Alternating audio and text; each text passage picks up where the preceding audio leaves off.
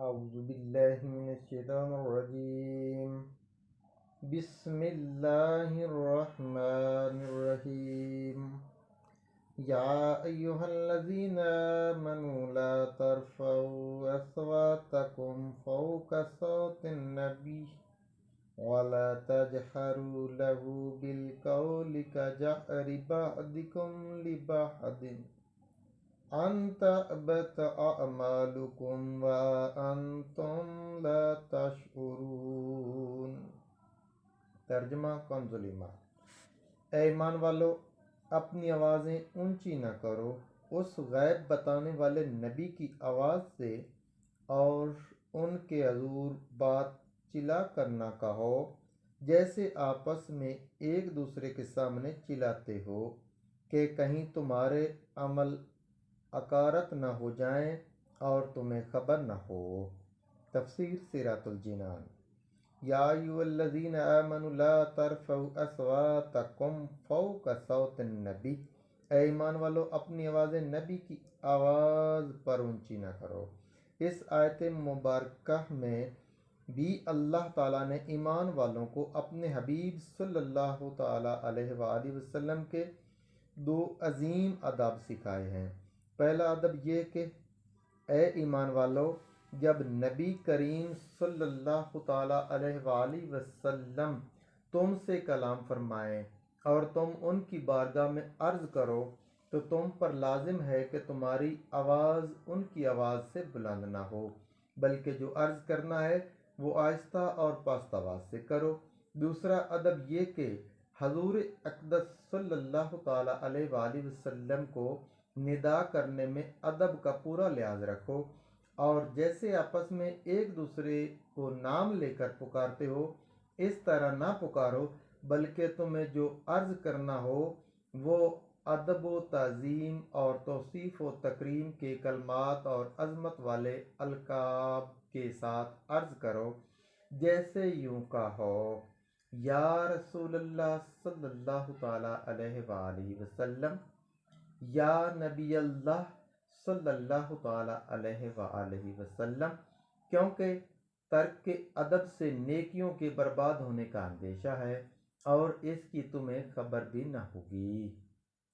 مفسرین نے اس آیت کے شان نزول کے بارے میں مختلف روایات ذکر کی ہیں. ان میں سے چند روایات درج ذیل ہیں. حضرت ابن ابی ملیکہ رضی اللہ تعالیٰ عنہ فرماتے ہیں، دو بہترین حضرات ہلاک ہونے کے قریب جا پہنچے تھے.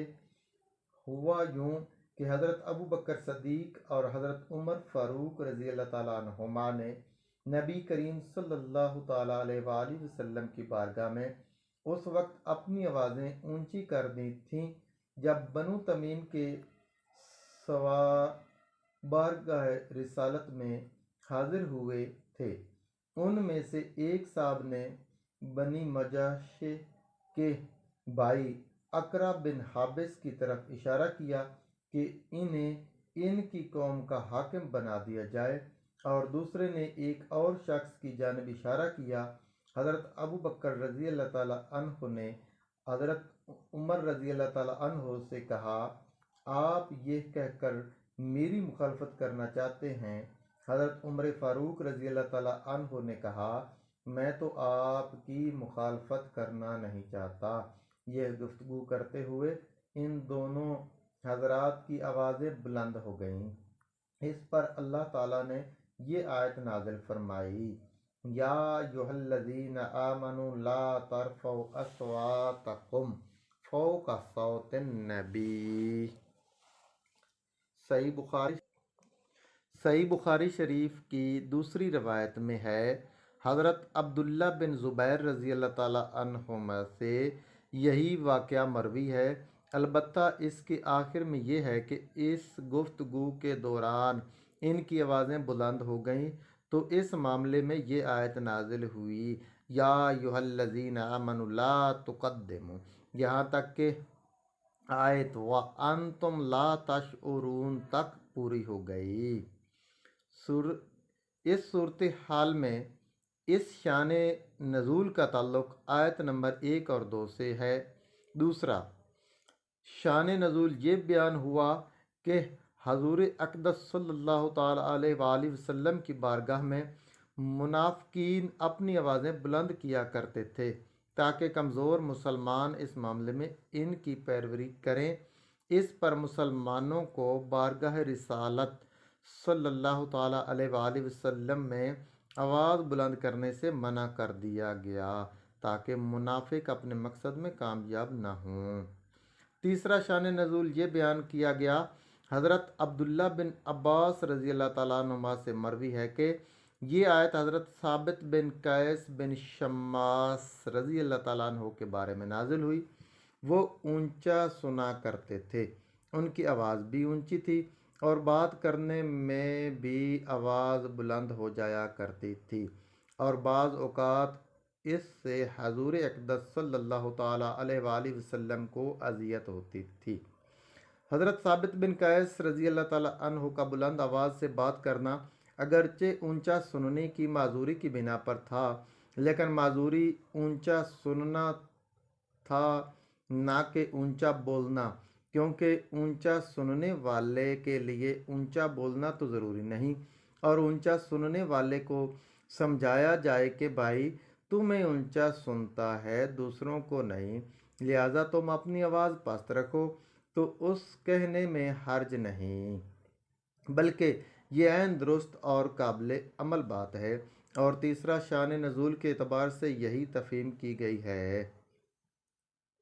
نوٹ: اس آیت کے شان نزول سے متعلق اور بھی روایات ہیں۔ ممکن ہے کہ اس آیت کے نزول سے پہلے مختلف اسباب پیدا ہوئے ہوں اور بعد میں ایک ہی مرتبہ یہ آیت نازل ہو گئی ہو، جیسا کہ علامہ ابن حجر عسقلانی رحمۃ اللہ علیہ فرماتے ہیں۔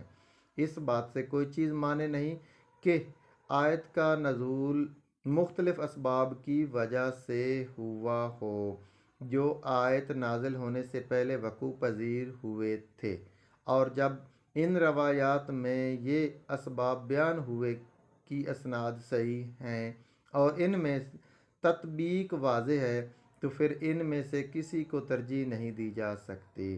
نیز یہ بھی ضروری نہیں کہ صحابہ کرام رضی اللہ تعالیٰ عنہم سے کوئی بھی ادبی سرزد ہوئی ہو جس پر انہیں تنبیہ کی گئی ہو۔ عین ممکن ہے کہ پیش بندی کے طور پر انہیں یہ آداب تعلیم فرمائے گئے ہوں اور بے ادبی کی سزا سے آگاہ کیا گیا ہو۔ آیت لا ترفعوا اصواتکم کے نزول کے بعد صحابہ کرام رضی اللہ تعالیٰ عنہ کا حال۔ جب یہ آیت مبارکہ نازل ہوئی تو صحابہ کرام رضی اللہ تعالیٰ عنہم بہت محتاط ہو گئے اور تاجدار رسالت صلی اللہ تعالیٰ علیہ وآلہ وسلم سے گفتگو کے دوران بہت سی احتیاطوں کو اپنے اوپر لازم کر لیا تاکہ آواز زیادہ بلند نہ ہو جائے۔